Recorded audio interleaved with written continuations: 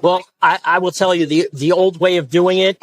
My background investigation, my psychological, all the stuff that I went through years ago to get onto the job, well over a year. I would say a year and a half.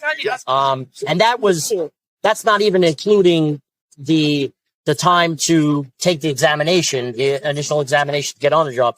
Talking about from the time that you find out that you passed the examination, the written exam to get on the job, then all the background information that had to happen between the background investigation itself and all the other stuff that had to go on. It was well over a year.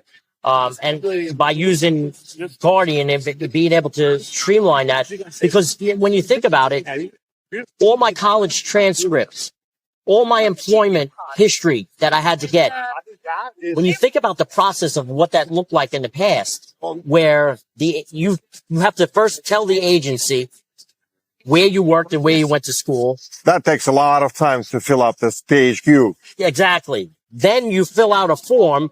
Then the investigator is going to send that form that you filled out to the school or the employer. Wait for the employer or the school to fill it out, then mail it back. Then you have to understand what that information means and put it into the case file of the background investigation. So all of that takes so much time. Now, why would anybody do something like that any longer when we have the availability? But it works. Some people might say it works. Well, it works. Does it work though? Because that's a great question.